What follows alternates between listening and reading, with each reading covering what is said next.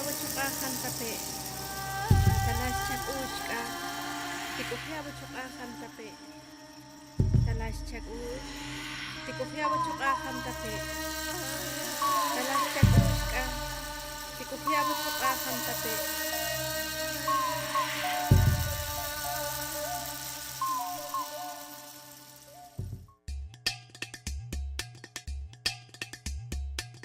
Los derechos humanos constituyen no una utopía para nuestro pueblo.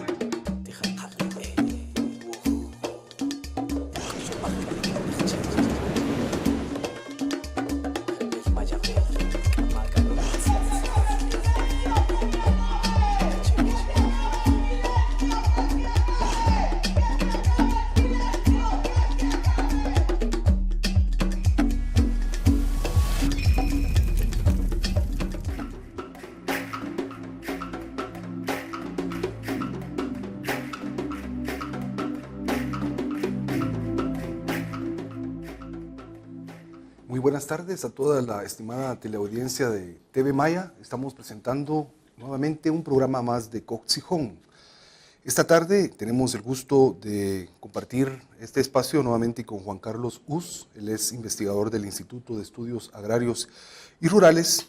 Y pues especialmente es importante el día en que nos encontramos. Es un día canil, es un día que significa germen, semilla, vida y creación. Especialmente la creación del universo y de la vida, de la madre naturaleza.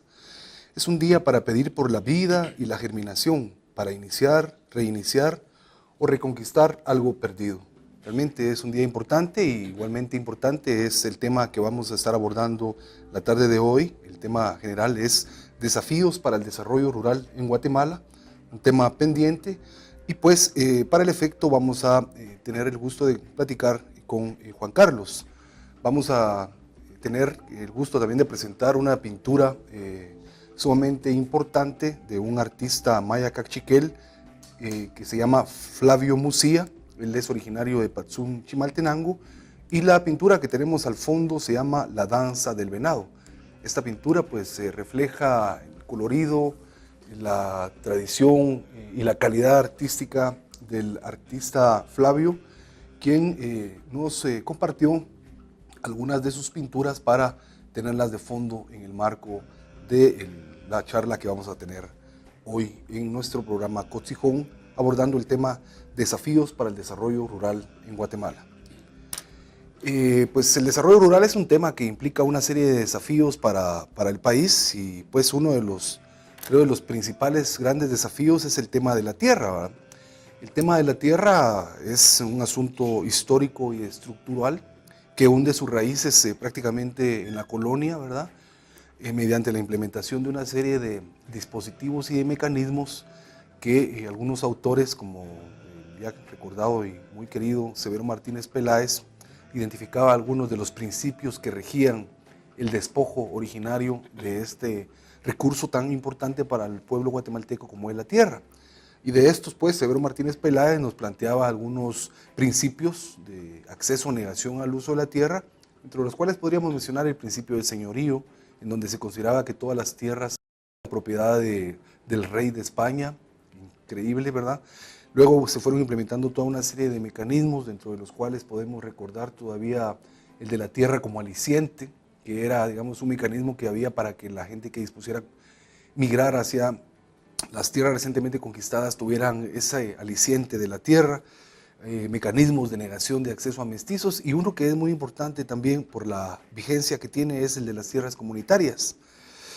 Desde entonces se han venido implementando toda una serie de procesos, algunos de los cuales podemos identificar, por ejemplo, el de la Reforma Liberal de 1871, que prácticamente le daba apuntala, digamos, contra el régimen de propiedad comunitaria, y fomenta una nueva inmigración, etcétera. Vemos ahí, por ejemplo, cómo el Alta Verapaz se convierte en una gran finca para la inmigración alemana, y una serie de mecanismos de robo, acaparamiento, usurpación, etcétera. Es decir, es un tema transversal en la historia de Guatemala, es un tema que sigue generando unos grandes procesos de conflictividad, y actualmente pues se tienen registrados más de 1.300 casos de conflictos agrarios sin resolver en Guatemala.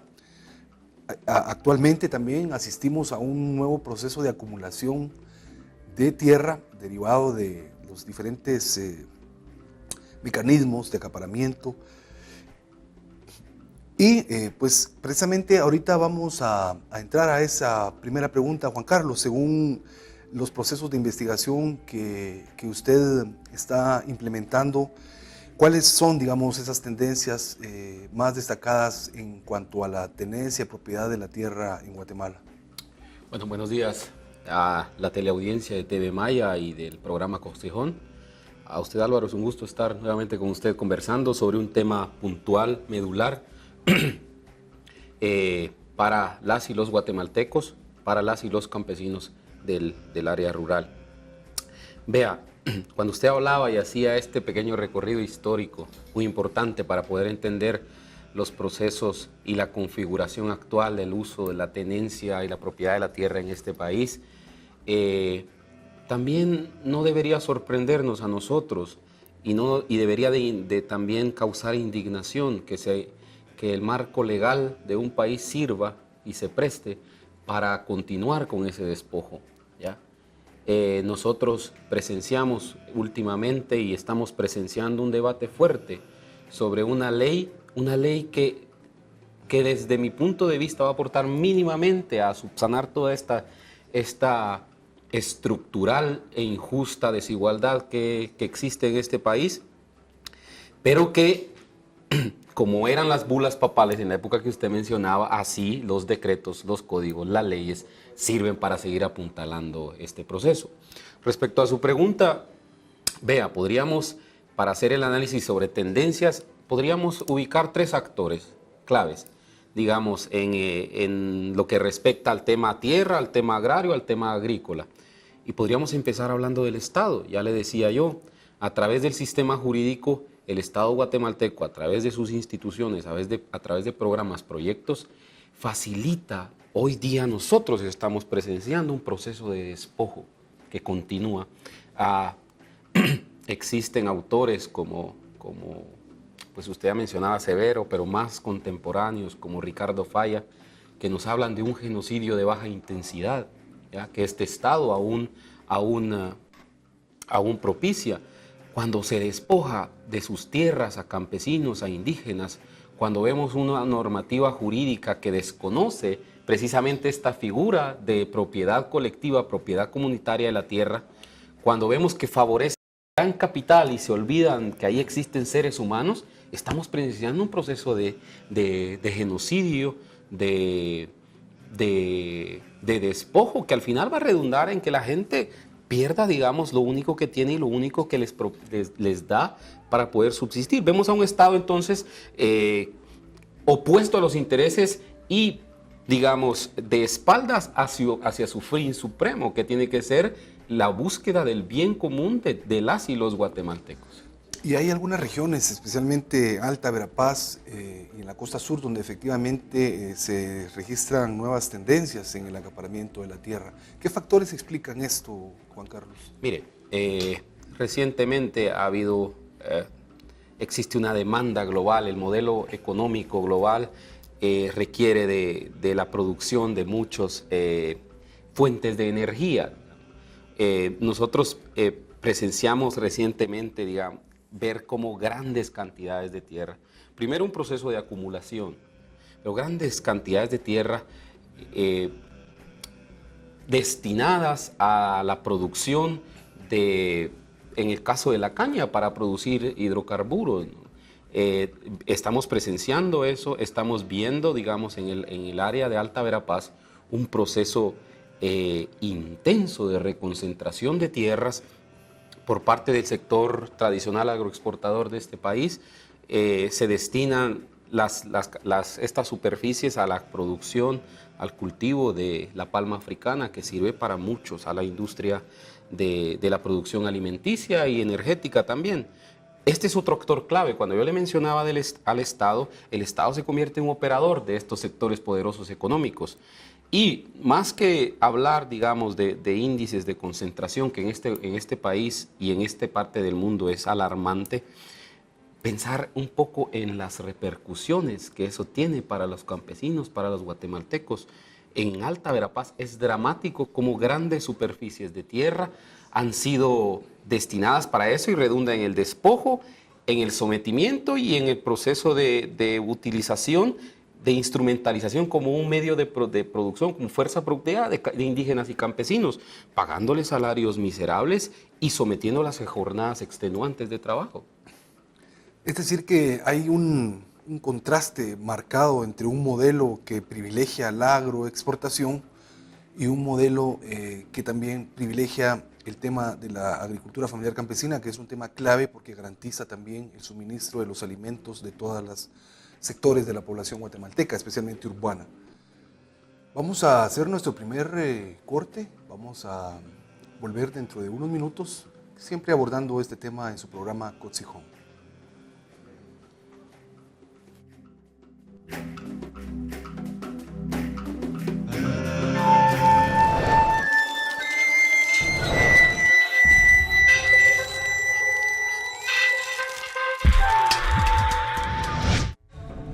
Soy Rutila Janel Maya Quiché. Se estima que en Guatemala circulan más de 800,000 armas, de las cuales solo están registradas el 30%.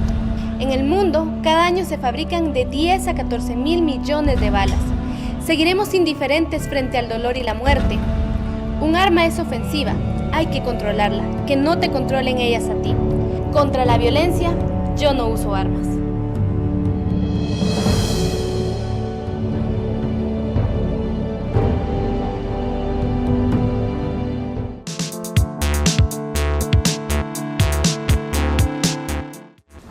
Cero estigma. Cero discriminación. Ver para entender.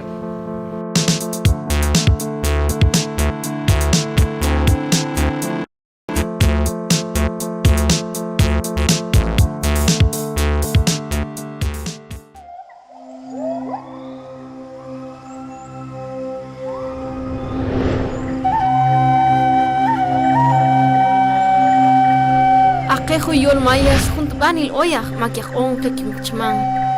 Atechil tum toqet toqlen ang ibil estkakil chileng chunglal tektan mitepasil. Il tis tum toqon toqlen hun yol. Akshak iksleng tum takben ketukakil ambil estukakil kshel minchan tuk chunglal.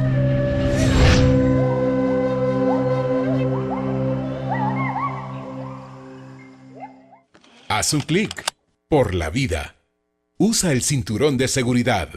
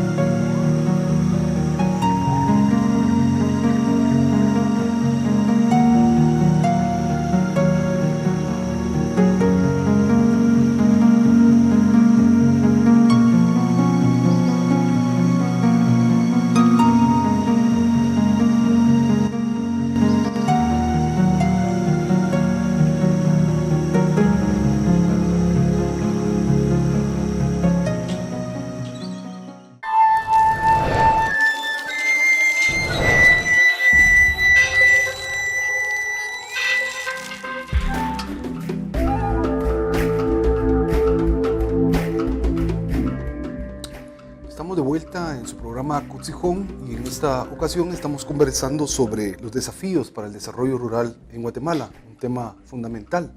Anteriormente estábamos hablando que uno de los elementos transversales para realmente lograr el desarrollo rural en el país es democratizar el acceso a la tierra. Y presentábamos un análisis en el que se demuestra que lejos de irse democratizando el acceso a la tierra, hay nuevos procesos de reconcentración de este recurso vital, especialmente en regiones con alta presencia de población indígena, especialmente quechí, en el caso que nos mencionaba Juan Carlos. En el marco de los acuerdos de paz se crea una nueva institucionalidad con el objetivo de regular, facilitar y garantizar este mecanismo de acceso a la tierra desde el Estado. Estamos hablando de Fontierras. ¿Cuál ha sido, digamos, el efecto que ha tenido esta institucionalidad creada para acceder a las tierras? ¿Realmente se están dando tierras en propiedad? ¿Se están arrendando las tierras? ¿Cuál es la tendencia dominante y cuál es la lectura que desde Lidiar con JICOP se hace respecto a esta institución? Juan Carlos. Mire, el Fondo de Tierras para nosotros es la coartada perfecta que tiene el Estado para decir que está atendiendo la demanda de acceso a tierra por parte de indígenas y campesinos. Es para nosotros un mecanismo de acceso a crédito. Así, en palabras claras y siendo directo. El Fondo de Tierras se ha limitado a ser un operador de bienes, un corredor de bienes raíces de grandes terratenientes en este país. Si vemos el año que acaba de culminar, podemos hacer una lectura muy clara y diáfana de lo que el Fondo de Tierras en realidad es. Usted decía, surge de los acuerdos de paz, pero también surge de una imposición, digamos, y como parte de una institución, de una estructura y de un proceso de reestructuración más global. Se ha dado en otras partes, tenemos Fontierras en otros contextos latinoamericanos y en otros países. Se le denomina reforma agraria asistida a través del Estado. Del mercado. Del mercado, perdón, exactamente. Entonces, mire, lo que menos propicia es esto. Propicia el endeudamiento de indígenas campesinos. Las tierras que en el caso de Guatemala sirvió para que grandes terratenientes finqueros se deshicieran de tierras improductivas, de tierras que ya no representaban algún valor económico para estas personas. Actualmente, en el año 2012, el Fondo de Tierras se dedica a tres cosas: el acceso en propiedad a la tierra de campesinos, al arrendamiento de tierras y a la regularización de tierras por mandato legal. En esos tres campos debería de trabajar. Sin embargo, en el año que culminó, como le decía, únicamente trabajó en arrendamiento. Y esto es perverso en el sentido de que lo que propicia y lo que busca el Fondo de Tierras, como ya le mencionaba, es un corredor de bienes raíces donde pone en contacto a grandes terratenientes con indígenas necesitados de tierra y facilita que grandes terratenientes, las tierras ociosas, pues produzcan, pero que a la vez represente un ingreso fijo para el gran terrateniente. Eso en el tema de arrendamiento. En el tema de regularización, el Fondo de Tierras se asiste de ONGs que a través de consultorías para lograr entender procesos muy complejos como tierras comunales indígenas, y recién están trabajando una metodología en el tema de regularización. Entonces, concretamente, el tema de acceso a tierra, regularización, el Fondo de Tierras es inoperante y solo trabaja en arrendamiento, como le mencionaba. Sin duda es un gran desafío para las organizaciones campesinas y los centros de pensamiento tratar de ir generando nuevas propuestas, nuevos mecanismos alternativos para el acceso a la tierra. Pero sin duda también un gran desafío para el desarrollo rural en Guatemala es el redirigir una política agrícola, una política que potencie, digamos, la agricultura familiar campesina, que promueva la generación de alimentos y que promueva también la independencia, la soberanía alimentaria de los pueblos. En ese sentido, ¿cuál es el balance que ustedes hacen de la anterior gestión del MAGA, Juan Carlos?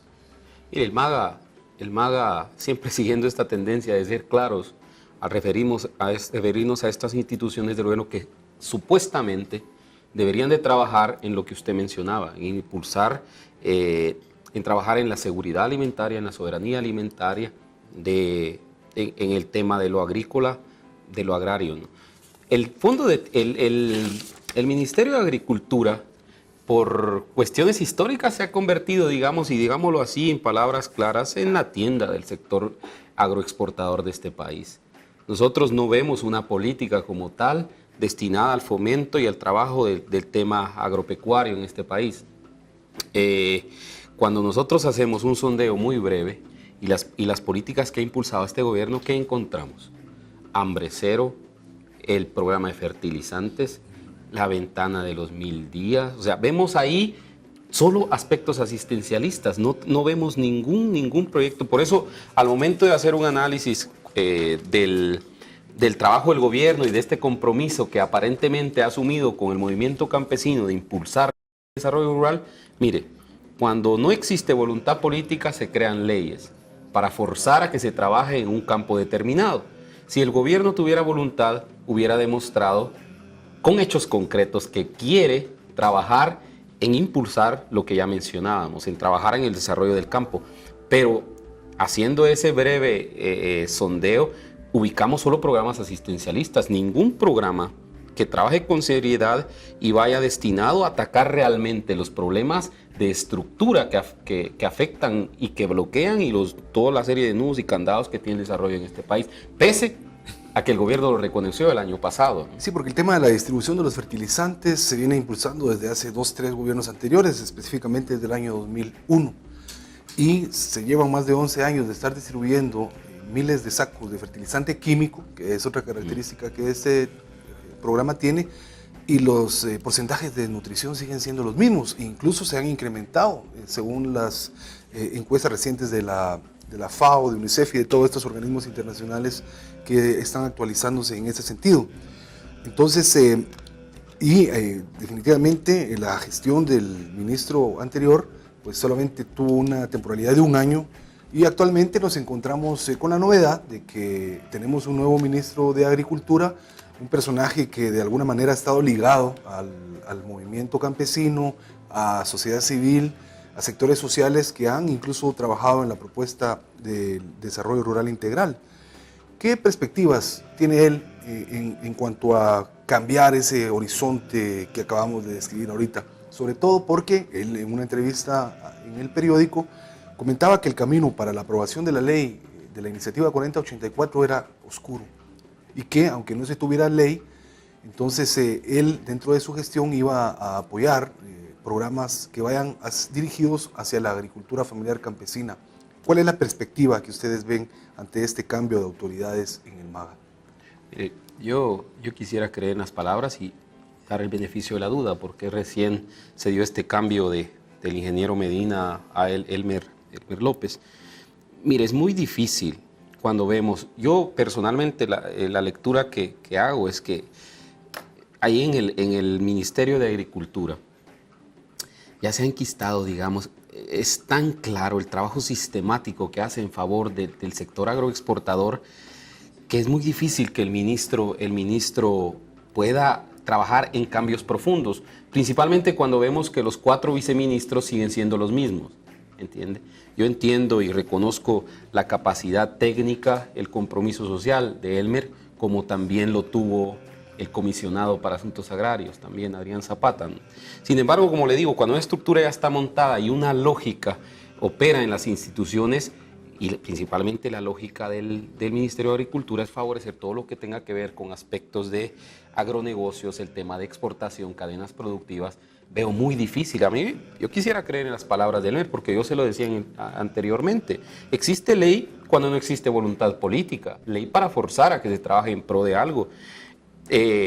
Tenemos una política de desarrollo rural integral aprobada desde el 2009 y este gobierno se delata al momento de decir que sí quiere trabajar en pro del desarrollo rural integral y para eso necesita la ley de desarrollo rural cuando tiene una ley que, claro, no tenemos la institucionalidad y la ley DRI la establece, pero bien podría trabajar en programas que vayan a atacar lo medular, lo estructural del problema del desarrollo rural en el campo. El problema quizás se resume cuando vemos a un MAGA que se ha acostumbrado a impulsar la economía que beneficia al capital y no solo no reconoce ni valora, sino que trabaja en contra de la economía que apuesta por la vida, de la economía que apuesta por la de la economía que apuesta por la preservación de nuestros bienes naturales, que al final de cuentas es la economía familiar campesina, ¿no? Y de hecho, según un monitoreo que realiza el Instituto por la Democracia, siempre de Congecoop, se evidencia de que la mayor parte del presupuesto se ejecuta en administración, pago de funcionamiento, y un alto porcentaje también está destinado a esta compra de fertilizantes. Según esos reportes, el Estado de Guatemala solamente de presupuesto destinó el 2.5% en el año 2012, lo que equivale al 0.47% del Producto Interno Bruto, una de las tasas más bajas de inversión del Estado en el desarrollo de la agricultura y todas estas cuestiones. Sin embargo, es importante reorientar esta ejecución de presupuesto, y esta misma institución está por lanzar una nueva propuesta en la que se plantea que en lugar de abono fertilizante se distribuya abono orgánico, que se promueva la generación de abono orgánico. Hay como una serie de desafíos que nos invitan a pensar y a proponer, y que fundamentalmente deben de inscribirse en el marco de una ley. La iniciativa 4084, que definitivamente incluía toda una serie de aspectos que iban a convertirse en una estrategia del desarrollo rural integral en el país. Es un tema que vamos a discutir en nuestro próximo segmento, porque vamos a hacer nuevamente un corte y al volver vamos a abordar el tema de la disputa por la Ley de Desarrollo Rural Integral. Volvemos en un minuto.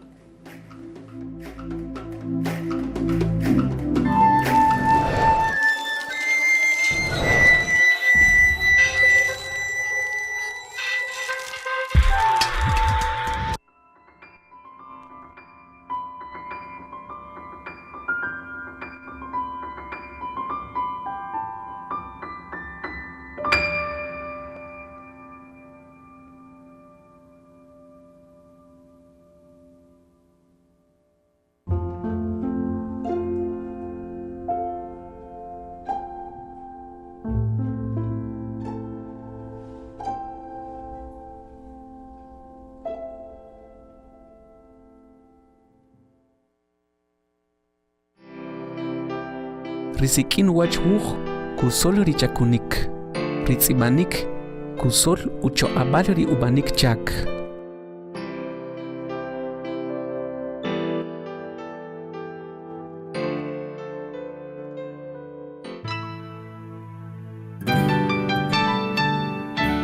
No teníamos mucho para dar. Aquella mala cosecha nos había dejado apenas las manzanas que necesitábamos para vender.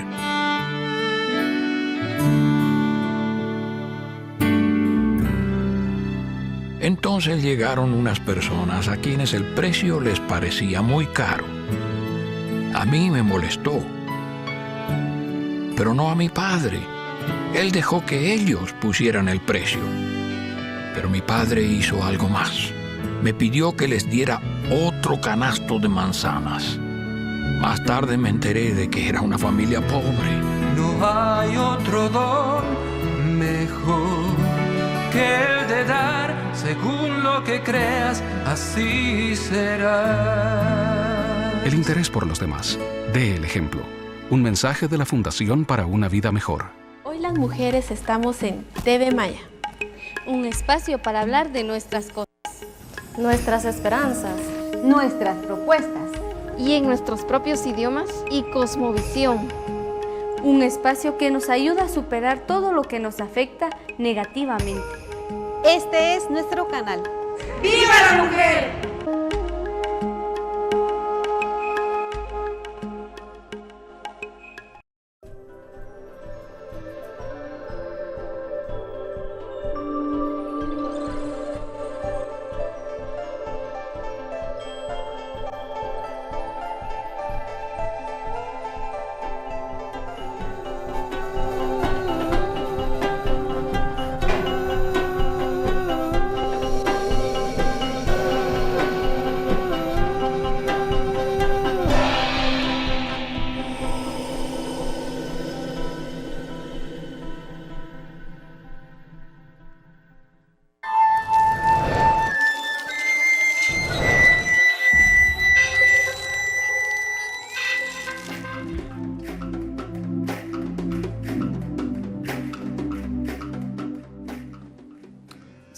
vuelta en su programa Cotzijón y estamos conversando con Juan Carlos Sus del IDEAR Cogicop sobre los desafíos para el desarrollo rural en Guatemala. En el primer segmento abordamos el tema de tierra como uno de los factores determinantes. En el segundo, el tema de la política agraria y política agrícola también.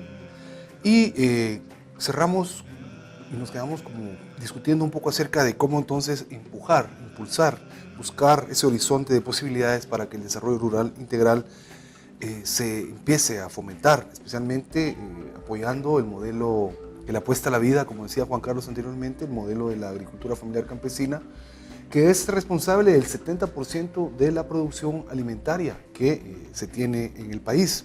Eso realmente es fundamental. El tema de la aprobación de la ley DRI, como se le conoce, la Ley de Desarrollo Rural Integral, específicamente a través de la iniciativa 4084, fue un tema que en noviembre llegó a su punto máximo, es decir, se generó una coyuntura. En noviembre y diciembre se generó una coyuntura en la cual se esperaba que el Congreso de la República aprobara esta iniciativa de ley.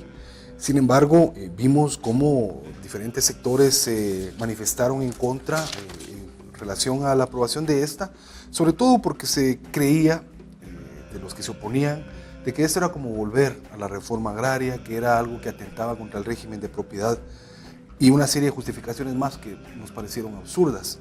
Pero qué mejor que Juan Carlos nos explique realmente cuáles eran las principales propuestas contenidas en la iniciativa 4084 y por qué no se aprobó esta iniciativa 4084, Juan Carlos. La Ley de Desarrollo Rural pretende obligar al Estado, la iniciativa de ley pretende que el Estado asuma su responsabilidad, que históricamente, como hemos mencionado, ha evadido. Pretende crear institucionalidad, pero pretende también establecer los principios rectores sobre las que se diseñe una política de desarrollo rural, una política nacional de desarrollo rural integral seria y que busque que transite sobre lógicas sobre las que transita la economía familiar campesina y que no sea su único horizonte el lucro, la ganancia y la producción de ganancia, como le decía. Establece la creación de un Ministerio de Desarrollo Rural Integral, la creación de un Gabinete de Desarrollo Rural Integral y de una comisión que se dedique a la fiscalización, al monitoreo, a la auditoría social del trabajo de este ministerio. Básicamente es la institucionalidad que pretende crear. Habían por ahí, digamos, de parte del sector que usted ya mencionaba, de la Cámara del Agro, que es el sector más recalcitrante, el más conservador, el más racista del sector empresarial, del CACIF específicamente, muchas acusaciones tildando la ley de inconstitucional en el marco de la marcha al que pertenecemos y somos miembros nosotros como CONGECOP. Hubieron discusiones serias donde abordamos estos temas, estas cuestiones de inconstitucional que se aducían sobre la iniciativa de ley y fueron subsanadas no solo en el marco de la marcha, sino en la marcha en discusión con la Comisión Parlamentaria de puntos legislativos y cuestiones constitucionales. Pasó ese filtro y nosotros logramos establecer los mecanismos en que el Sistema Nacional de Consejos de Desarrollo Urbano y Rural y el Consejo Nacional de Desarrollo Rural armonizan su trabajo en el sentido de que una diseña la Política Nacional de Desarrollo Rural Integral y es el Ministerio de Desarrollo Urbano y Rural quien la aprueba como ordena la Constitución Política de la República. No habla en ningún momento de expropiación, no habla de reforma agraria, utiliza todas las terminologías jurídicas y categorías legales contempladas en nuestra norma fundamental, que es la Constitución Política de la República.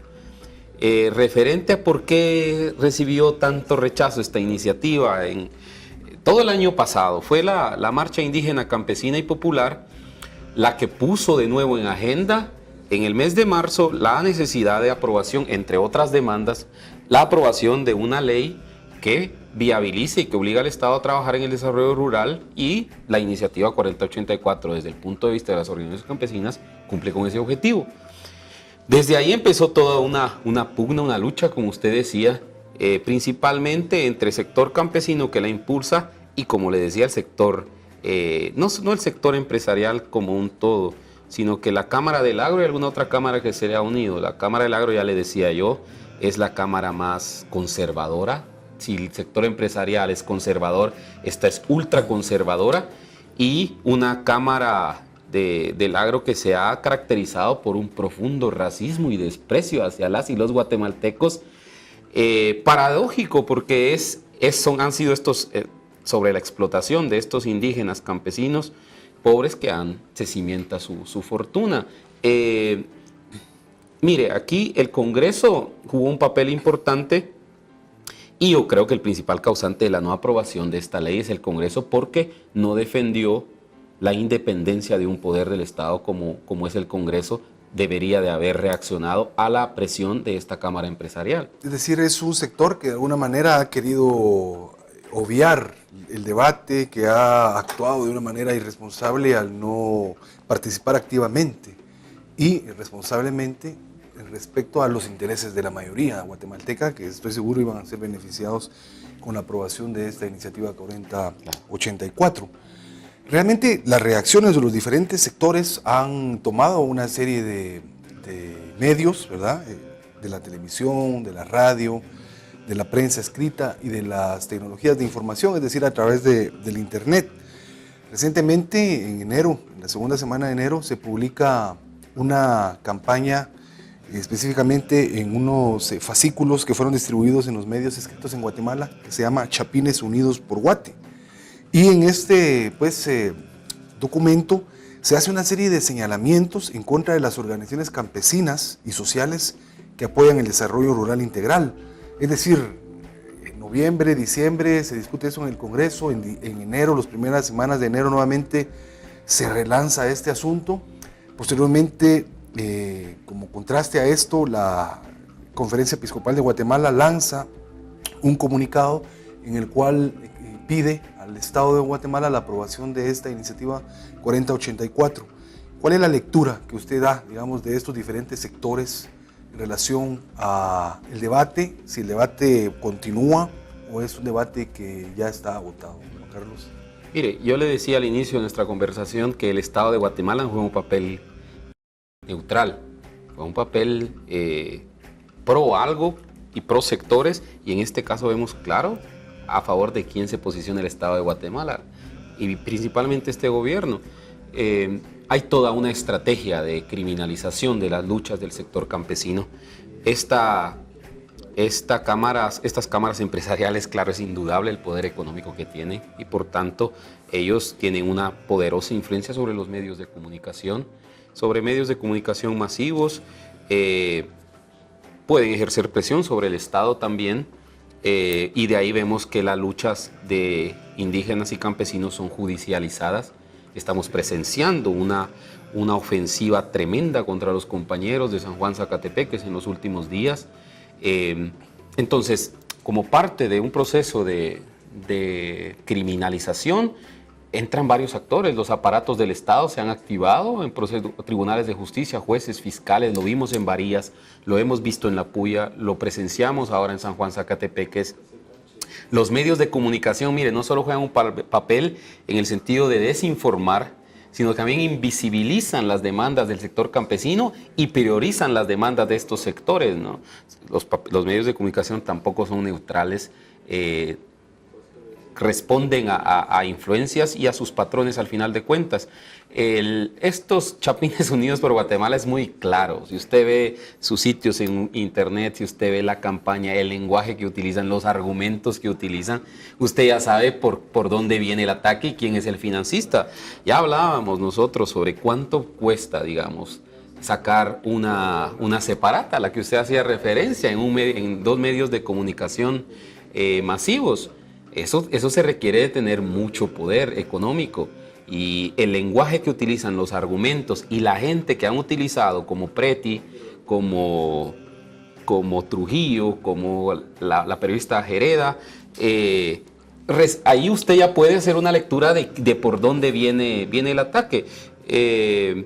Mire, aquí quizá muy brevemente, es el hecho de que esta pugna y poner atención, y nos hemos olvidado de un actor clave que es el Congreso de la República, y sobre ello tendría que ir todas nuestras críticas porque ha jugado un papel perverso. Ya le decía yo anteriormente, no han los diputados de la República ejercido un papel con la soberanía que le demanda un Estado que se presume de ser un Estado soberano y un Estado donde los poderes son diferenciados.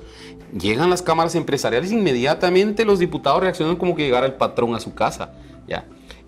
Ahí tiene que estar, es clave el Congreso de la República, es clave el juego sucio que han desempeñado muchas bancadas, como la bancada del partido líder, que hay que decirlo claramente, y algunos diputados del partido de la bancada oficial. Claro.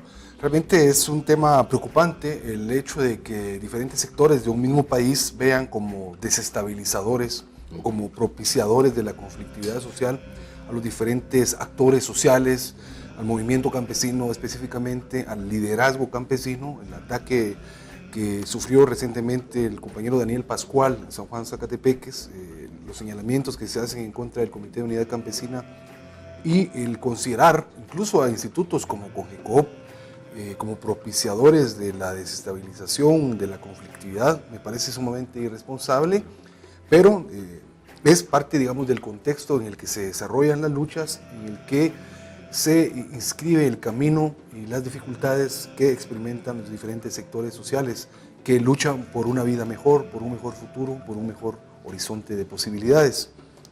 Desafortunadamente, ese es un contexto con el que nos tenemos que enfrentar, pero en el cual estamos dispuestos a seguir luchando porque definitivamente creemos que las aspiraciones propuestas van encaminadas se supone hacia que era un contexto histórico ya superado y mecanismos ya superados, ¿no? Un mejor mañana, ¿verdad? Es un tema que vamos a seguir abordando en el próximo segmento, cuáles son los desafíos del movimiento campesino para el 2013, y pues volvemos con el programa Cotzijón en un momento.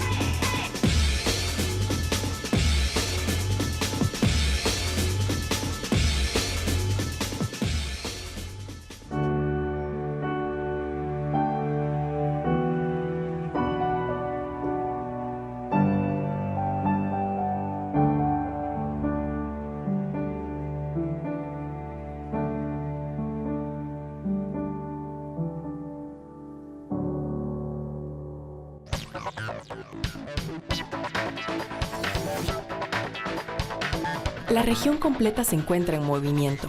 En Guatemala, somos testigos de economías en desarrollo y ciudades en crecimiento. Una gran variedad de ramas industriales en transformación. Cambios que requieren grandes inversiones en educación, salud, infraestructura, medio ambiente en beneficio de los derechos colectivos de todas y todos.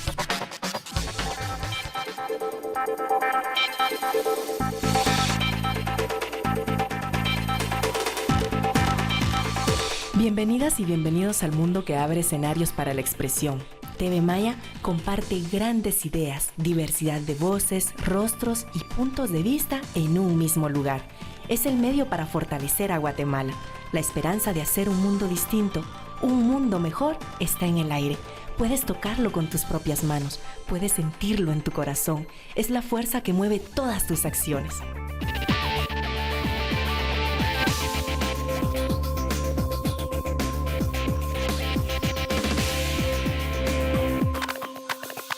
Cuando el mundo observa, estamos ahí. Conserva la historia, propicia el conocimiento, eleva el nivel educativo y cultural del país. Progreso y desarrollo, todo esto depende de ti. TV Maya, el canal multicultural de Guatemala.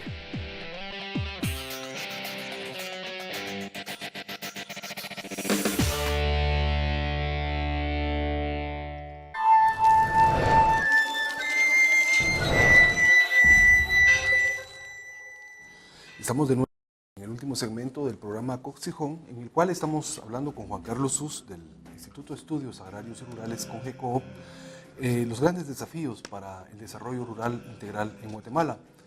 Y pues definitivamente hace un segmento anterior estábamos hablando sobre los diferentes actores sociales que han estado posicionándose a favor o en contra de esta necesidad histórica para el país. Y pues el sector campesino, el movimiento campesino se constituye un sujeto importante, un sector clave para empujar la iniciativa 4084. Nos recordábamos que en el año 2012 hubo una movilización muy importante denominada como la Marcha Indígena, Campesina y Popular, que puso en el tapete nuevamente una serie de temas que se habían ido postergando y que no se habían abordado lo suficientemente bien a lo largo de más de 10 años que se trabajó una propuesta. Y pues hay toda una nueva intención de retomar de alguna manera la discusión de temas que favorezcan la aprobación de leyes, de políticas que contribuyan al desarrollo rural integral. En ese sentido, Juan Carlos, ¿cómo evalúa usted las luchas que el movimiento campesino impulsa en el año 2012 y cuáles considera que son los principales desafíos o la ruta a seguir en el año 2013? Mire, lo importante del año que recién concluyó y lo importante de reconocer a esta gente que marchó más de 200 kilómetros en el mes de marzo y durante muchos días, es el hecho de haber puesto en la agenda del gobierno el tema del desarrollo rural integral. Un gobierno que prometió, que dijo muchas cosas, pero que no ha mostrado, digamos, la voluntad de trabajar. Eran una serie de demandas que la Marcha Indígena Campesina traía para el gobierno y las diferentes poderes, instituciones e instancias del gobierno. Se priorizaron 8, a muy pocas se le ha dado seguimiento realmente, pero quizá rescatar el hecho y reconocer a estos campesinos, a estos aliados políticos y organizaciones campesinas y resto de la sociedad civil, porque eso fue interesante en el caso de la marcha, ver la solidaridad de otros sectores de la sociedad, el sector estudiantil, el sector sindical, mujeres que se unieron a la marcha, artistas, que son tan necesarios, digamos, esta cohesión en la demanda de los intereses de la población. La marcha logró eso, quizá reconocer que el año 2012 se puso en la agenda, reconocer también que existen poderes obscuros y que hay gente, que hay sectores empresariales e instituciones del Estado que están totalmente en contra de los intereses de la gran mayoría de Guatemala, y en este caso se desnudó al poder empresarial, económico de este país, el hecho de cómo operó a finales de año, los hechos que mencionábamos, cómo las lógicas que utilizaban hace 100 años, incluso más, aún persiste en ellos. Los delató como los únicos causantes del anclaje en el pasado, en la historia, en la desigualdad de este país. Ellos son los únicos responsables. Ellos son los que no han evolucionado y tenemos un Estado totalmente supeditado a los intereses del poder económico en este país. Ese es el mérito de la marcha. Para el año 2013 continuar con no solo demandando las luchas, hay muchos desafíos para el movimiento campesino, seguir demandando la aprobación de la Ley de Desarrollo Rural, trabajar en la defensa de su territorio, porque no solo es el hecho de que el Estado de Guatemala no trabaja en el acceso a tierras, que es fundamental si vamos a hablar de desarrollo rural, y por eso ponemos tanto énfasis, no solo no trabaja en ese sentido, sino es un instrumento que se utiliza para satanizar, para perseguir, para judicializar las demandas del sector campesino. Entonces, el escenario es ese, seguir luchando por impulsar las demandas del sector campesino, seguir defendiéndose de un Estado que se pone al servicio del poder económico, como ya lo mencionamos, con lo que sucedió en Varías, con lo que sucede en San Juan actualmente, con lo que sufrió la gente de La Puya, San Rafael Las Flores también. La montaña de Santa María Xalapán, que ha tenido ataques y ha sido tildada de cuestiones muy, muy fuertes. Entonces, es ese el desafío que enfrentan para este año, el desafío de poder por fin lograr que organismos como el Congreso de la República hagan el trabajo para el cual fueron electos y están en el puesto donde están. No servir, no ser esbirros y no actuar, digamos, en ese teatro macabro de títeres, como decía un columnista hace un tiempo, al servicio de intereses poderosos y oscuros de los señores que han empobrecido a Guatemala. Y en relación a esos 8 puntos que fueron priorizados, ¿podríamos mencionar por lo menos algunos y qué respuesta ha habido por parte de las autoridades gubernamentales a estas peticiones, Juan Carlos? Mire, la Ley de Desarrollo Rural, digamos, la punta de lanza de las demandas. Ya vimos que el gobierno no cumplió con impulsar la aprobación de la ley. No le corresponde al presidente de la República, pero sí tiene una bancada mayoritaria. Yo creo que el gobierno sí sabía cómo iban a responder las otras bancadas y está utilizando está instrumentalizando las demandas del sector campesino, diciendo que sí apoya la Ley de Desarrollo Rural cuando sabe muy bien que esa ley no es viable, porque para darle un dato, el presidente del Congreso de la República es parte del partido oficial, del Partido Patriota, y desde que fue electo él mostró su frontal rechazo a la iniciativa 4084, a la Ley de Desarrollo Rural Integral. Desde ahí vemos que el gobierno juega un doble discurso, o sea, maneja un doble rasero en el tema de desarrollo rural integral. En el tema de la deuda en el agraria. tema de la deuda agraria se ha politizado, se ha utilizado para dividir al sector campesino, se han condonado deudas el movimiento campesino, lastimosamente por cuestiones históricas, tiene sus diferencias, pero se ha priorizado y se ha politizado en este sentido, se ha utilizado para dividir. En el tema de Santa María Xalapán, que era una de las demandas, esta comunidad en la cual viven en la montaña más de 105,000 personas y que cuentan con documentos históricos que demuestran que son los legítimos propietarios de sus tierras.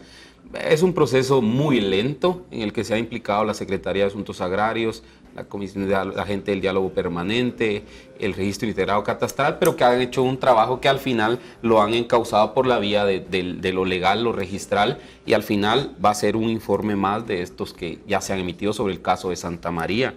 El tema del Polochic, vemos el despojo que siguen sufriendo los hermanos quechíes allá por parte de la industria cañera. Exactamente. También. Entonces vemos que si hacemos un balance es totalmente negativo. El gobierno no ha demostrado interés en trabajar, en cumplir con los compromisos que asumió con los líderes de la gente que marchó en marzo del año pasado.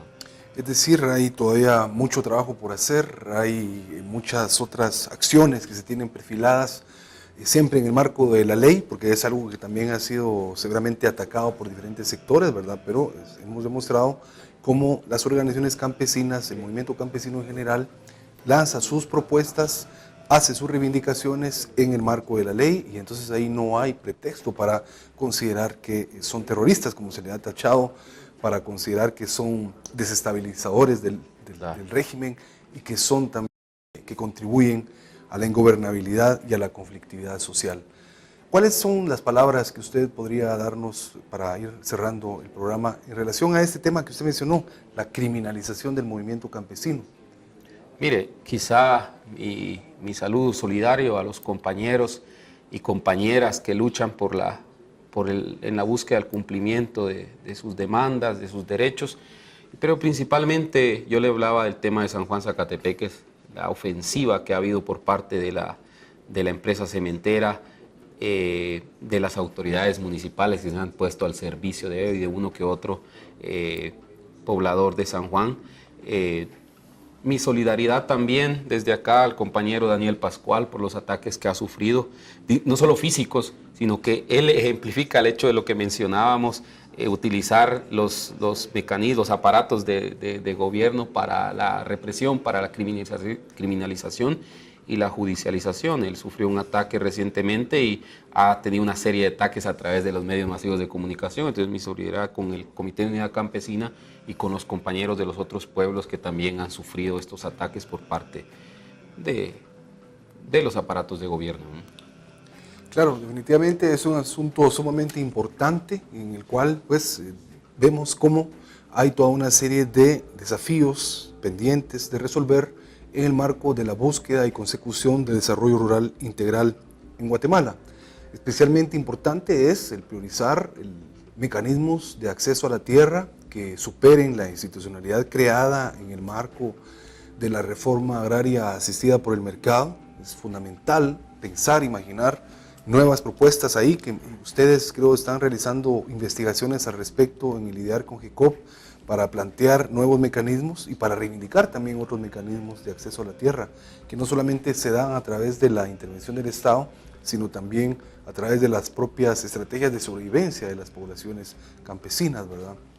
Entonces eso es fundamental también reorientar la política agrícola, que se caracteriza por ser asistencialista, que se caracteriza por sembrar dependencia, por decirlo de manera metafórica, vinculándolo con la actividad agrícola, y que se caracteriza también por ser clientelar, especialmente la crítica que hacías a la distribución del fertilizante químico, que lejos de resolver el problema de la desnutrición y el hambre, pues está contaminando las tierras, los suelos, etcétera, el agua, y también contaminando prácticas agrícolas ancestrales que es necesario rescatar. Por eso el tema de la soberanía alimentaria es un tema fundamental al que se le debe apostar y que otros países como Ecuador, Bolivia y Brasil han estado impulsando. Fundamental es entonces priorizar la agricultura familiar campesina, porque es la base alimentaria del país, porque es la actividad que implica empleo para miles de personas y porque definitivamente gracias a la práctica agrícola de campesinos y campesinas es que nosotros tenemos alimento en nuestras mesas.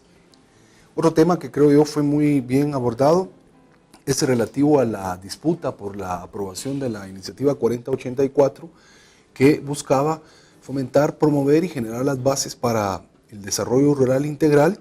Vimos en la coyuntura recién pasada que los sectores históricamente se oponen a esto porque definitivamente no están dispuestos a ceder ni un ápice de tierra, ni un ápice de sus intereses, y es fundamental también el establecer un nuevo mecanismo que ponga el énfasis en la agricultura familiar campesina, en la economía familiar campesina, y finalmente pues la importancia y el reconocimiento del trabajo de las organizaciones campesinas aglutinadas en la marcha indígena campesina y popular, lideradas también por la Unidad Campesina, pero acompañadas por el CCDA de San Lucas Solimán, Nuevo Día, etc. Hay toda una perspectiva que implica que este trabajo va a seguir haciéndose en el año 2013 y definitivamente van a ser temas que nosotros también vamos a seguir abordando acá en su programa Cotzijón, programa que sigue transmitiéndose por su canal TV Maya, los días lunes, miércoles y viernes